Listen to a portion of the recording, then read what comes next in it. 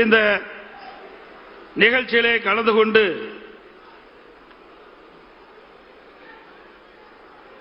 சிறப்பான கருத்துக்களை உங்களிடத்திலே பகிர்ந்து கொண்ட தலைமை கழகத்தினுடைய நிர்வாகிகள், மதிப்புக்கும் மரியாதைக்கும் உரிய அண்ணன் திண்டுக்கல் சி சீனிவாசன் முன்னாள் கழக பொருளாளர் முன்னாள் அமைச்சர் அண்ணன் அவர்களே, நிகழ்ச்சியிலே கலந்து கொண்டு சிறப்பான கருத்துக்களை வழங்கிய கழக துணை பொதுச் செயலாளர் முன்னாள் அமைச்சர் சட்டப்பேரவை உறுப்பினர் அண்ணன் திரு நத்தம்ரா விஸ்வநாதன் அவர்களே, நிகழ்ச்சியிலே பங்கு பெற்று சிறப்பான கருத்துக்களை உங்களிடத்தில் எடுத்து வைத்த கழக தலைமை நிலை செயலாளர் முன்னாள் அமைச்சர் சட்டப்பேரவை உறுப்பினர் திரு எஸ் பி வேலுமணி அவர்களே, இந்த நிகழ்ச்சியிலே கலந்து கொண்டு சிறப்பித்துக் கொண்டிருந்து வரவேற்புரை நிகழ்த்திய கழக மகளிரணி செயலாளர், கழக செய்தி தொடர்பாளர், முன்னாள் அமைச்சர் மரியாதைக்கு அக்கா திருமதி பா வளர்மதி அவர்களே, இரங்கல் தீர்மானத்தை வாசித்த முன்னாள் அமைச்சர் கழக அமைப்புச் செயலாளர் அண்ணன் எஸ் செம்மலை அவர்களே,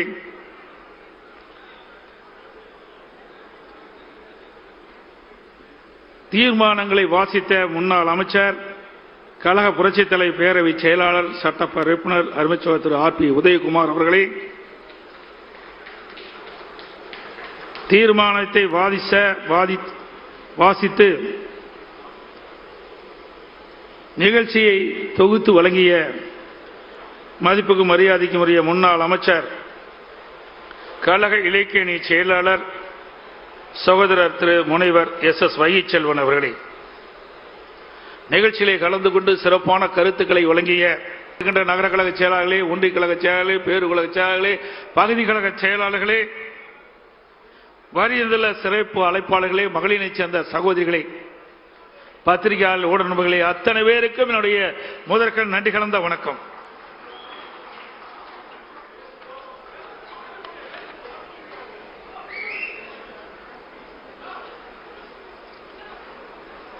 எனக்கு முன்னாலே பேசியவர்களும் அழகாக அற்புதமாக அடுத்த ஆண்டு நடைபெறுகின்ற சட்டமன்ற பொதுத் தேர்தலை குறித்து விளக்கமாக தெளிவாக இங்கே சுருக்கமாக சொன்னாலும் தெளிவாக சொல்லிவிட்டு அமர்ந்திருக்கின்றார்கள்.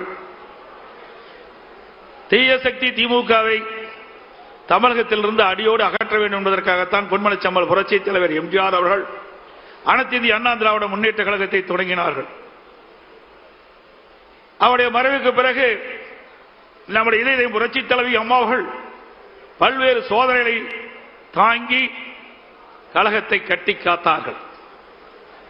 இருவரும் தலைவர்கள் இருக்கின்ற பொழுதுதான் ஏழை எளிய மக்கள், பட்டியலின மக்கள், விவசாயிகள், மீனவர்கள், நெசவாளர்கள், தொழிலாளர்கள், சிறுபான்மை மக்கள் என்று பலதரப்பட்ட மக்களுக்கும்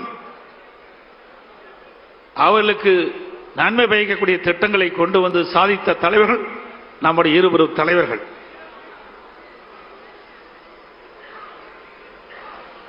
அவருடைய ஆட்சி காலத்தில் தான் மகளிர் மற்றும் இளைஞர்களுக்கு கல்வி, அறிவு, வேலை வாய்ப்பு, நல்வாழ்வு போன்ற அற்புதமான திட்டங்கள் கிடைக்கப்பட்டது. அமைதி, வளம், வளர்ச்சி என்ற அம்மாவின் கொள்கையே நமக்கு தாரக மந்திரமாக கொடுத்தவர் இதயம் புரட்சித் தலைவி அம்மா அவர்கள். புரட்சித் தலைவர், புரட்சித் தலைவி அம்மா ஆகிய இருவரும் வகுத்து தந்த மனித நேயம், மக்கள் நலன், சகோதரத்துவம், சமத்துவம் ஆகியவற்றை எக்காலம் பேணி காப்பது நமது உயிர் மூச்சாக கொண்டிருப்பது அனைத்து இந்திய அண்ணா திராவிட முன்னேற்ற கழகம்.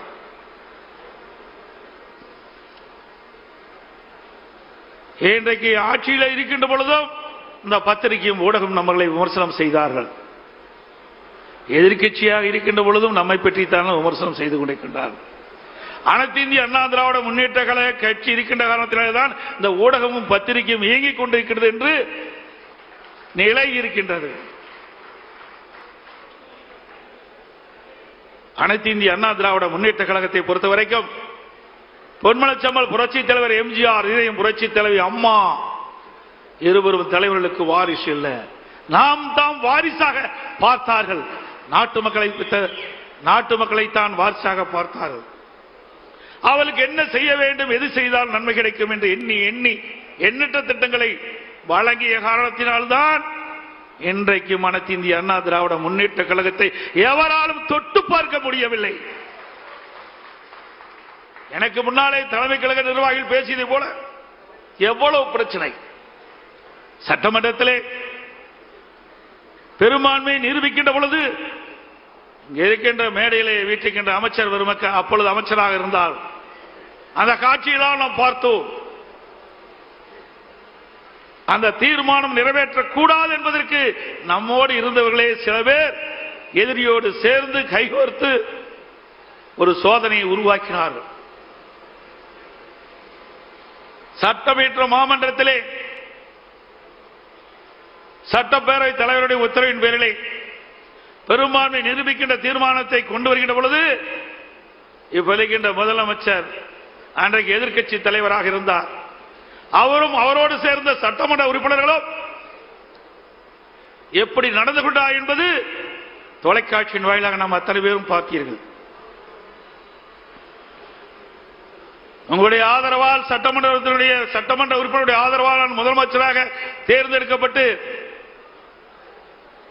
அந்த தீர்மானத்தை நிறைவேற்றுகின்ற நிலையிலே என் மீது என்னுடைய மேஜையின் மீது ஏறி டான்ஸ் ஆடுறாங்க திமுக எம்எல்ஏ.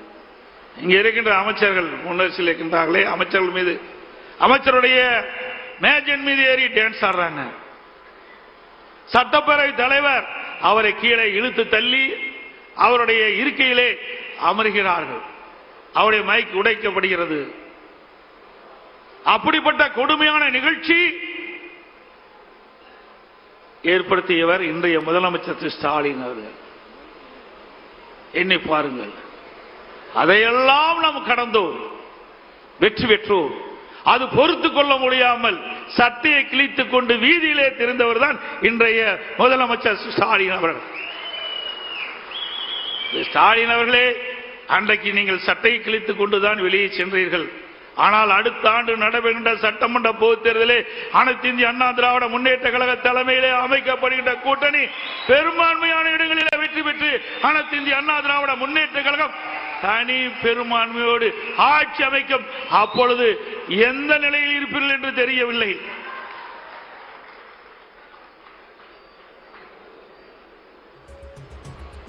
மேலும் அனைத்து இந்திய அண்ணா திராவிட முன்னேற்ற கழகம் ஆட்சியில் அமர்ந்த பிறகு அதை உடைக்க பல்வேறு சதித்திட்டங்கள் தீட்டப்பட்டன.